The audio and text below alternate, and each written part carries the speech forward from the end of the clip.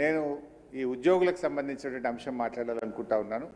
ఎందుకంటే ప్రభుత్వ ఉద్యోగులు అనేవాళ్ళు ప్రభుత్వానికి రథచక్రాలు లాంటి వాళ్ళు సంతోషంగా ఉంటేనే అభివృద్ధి కార్యక్రమాలు సంక్షేమ కార్యక్రమాలన్నీ కూడా ప్రజలకు సజావుగా చేరేటువంటి అవకాశం ఉంటుంది. ఈరోజు వాళ్ళందరూ కూడా తీవ్రమైనటువంటి మనోవేదనతో ఆవేదనలో ఉన్నటువంటి పరిస్థితి ఉంది. ముఖ్యంగా దేశంలో ఎక్కడ లేని విధంగా ఈరోజు రాష్ట్ర ప్రభుత్వ ఉద్యోగులకు 6 డిఏలు పెండింగ్లో ఉన్నటువంటి పరిస్థితి. అదేవిధంగా పీఆర్సీ అధ్యక్ష, ఈ ప్రభుత్వం వచ్చి 2 సంవత్సరాలైనా ఇంతవరకు పీఆర్సీ ఇవ్వలేదు. ఉద్యోగులందరూ కూడా కోరుతా ఉన్నారు వెంటనే పీఆర్సీ విడుదల చేయాలని. గతంలో కేసీఆర్ గారు 43-39% పీఆర్సీని మా ప్రభుత్వం ఇచ్చింది అధ్యక్ష. అదేవిధంగా ఉద్యోగులకు ఎంప్లాయీస్ హెల్త్ ఇన్సూరెన్స్ స్కీమ్ ఆ రోజు మేము జీవో కూడా ఇచ్చాం.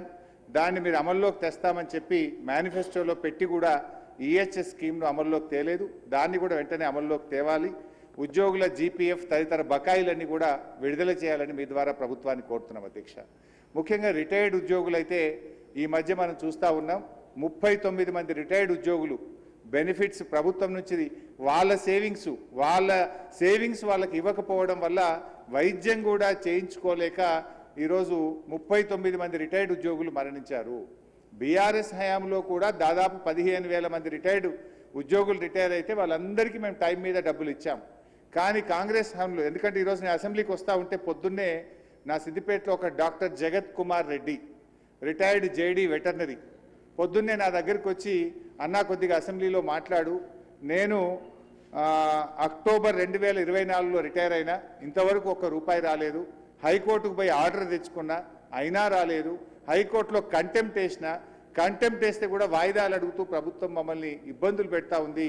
మా రిటైర్డ్ ఉద్యోగుల పెన్షన్ బెనిఫిట్లు ఇప్పించండి, చావు బతుకుల్లో ఉన్నటువంటి మమ్మల్ని కాపాడండి. 30-35 ఏళ్ళు ప్రభుత్వానికి సేవ చేసినటువంటి రిటైర్డ్ ఉద్యోగులను ఈ రకంగా వేధించడం ప్రభుత్వానికి తగదు, దయచేసి ప్రభుత్వం దృష్టికి తీసుకుపోండి అని చెప్పి పొద్దున్నే నా ఇంటికి 7 గంటలకే వచ్చి కూర్చున్నాడు సార్. నేను బయటకు వచ్చేసరికి ఏంది ఇంత పొద్దున్న వచ్చినావంటే ఇట్లా ఉందన్న ఆరోగ్యం బాగాలేదని చెప్పమంటే బట్టి గారికి చెప్తా తప్పకుండా ఈరోజు నేను మాటించి వచ్చి ఈరోజు చెప్తా ఉన్నాను అధ్యక్ష. అదేవిధంగా అధ్యక్ష, సిపిఎస్ ఉద్యోగులను ఓపీఎస్గా మారుస్తామని ఆ రోజు కాంగ్రెస్ పార్టీ ఎన్నికల్లో హామీ ఇచ్చింది. మరి ఎప్పటిలోగా ఓల్డ్ పెన్షన్ స్కీమ్ అమలు చేస్తారు? మరి ఈలోపు గత 2 సంవత్సరాల నుంచి సిపిఎస్ కింద రాష్ట్ర ప్రభుత్వం కట్టాల్సిన కాంట్రిబ్యూషన్ డబ్బులను కూడా మీరు కట్టకుండా దాన్ని దారి మళ్లిస్తూ ఉన్నారు. అసలు కాంట్రిబ్యూషను కట్టలేరు, ఓపీఎస్ తేకపోవడం వల్ల 2 లక్షల మంది సిపిఎస్ ఉద్యోగుల భవిష్యత్తు ఈరోజు ప్రశ్నార్థకంగా మారుస్తూ ఉన్నారు. దయచేసి సిపిఎస్ కాంట్రిబ్యూషన్ కట్టండి, ఓపీఎస్ విధానాన్ని ఇచ్చిన మాటకు కట్టుబడి తక్షణమే అమల్లోకి తేవాలని చెప్పి మీ ద్వారా కోరుతున్నాం అధ్యక్ష. అదేవిధంగా పోలీస్ డిపార్ట్మెంట్లో కూడా అధ్యక్ష సరెండర్ లీవులు 5 సరెండర్ లీవులు పెండింగ్లో ఉన్నాయి. టీఏలు రావట్లేదు, డిఏలు రావట్లేదు, స్టేషన్ అలవెన్స్ రావట్లేదు. మొన్న ఒక జూబ్లీ హిల్స్ ఎలక్షన్ ఉంటే యూసఫ్ కూడా బటాలియన్ మాత్రం సరెండర్ లీవులు టీఏ డిఏలు ఇచ్చిండ్రు. రాష్ట్రంలో 1,00,000 మంది పోలీసులకు సరెండర్ లీవులు టీఏలు డిఏలు రాక ఇబ్బందులు పడతా ఉన్నారు. దయచేసి పోలీసులను కూడా ఆదుకోవాలని, గతంలో నేను ఫైనాన్స్ మినిస్టర్గా ఉన్నప్పుడు ఎప్పటికప్పుడు సరెండర్ లీవులు టీఏ డిఏలు ఇచ్చాం. ఈ ప్రభుత్వం వచ్చిన 2 సంవత్సరాల నుంచి పెండింగ్లో ఉన్నాయి కనుక వాటిని విడుదల చేయండి. ఇలా పోలీసులు కూడా తీవ్రమైనటువంటి ఆవేదనలో ఉన్నారు. పోలీసులకు ఉండే ఆరోగ్య భద్రత స్కీమ్ కూడా బంద్ చేసిండ్రు. మీరు ₹1,00,000 పరిమితం చేసిండ్రు. పోలీస్ కానిస్టేబుల్ చాలా ఇబ్బంది పడతా ఉన్నారు.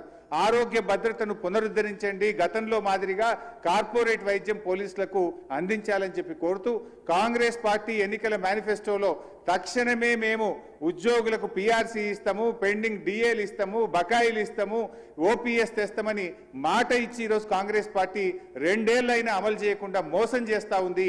జరిగిన అన్యాయం ఇప్పటికే చాలా జరిగింది.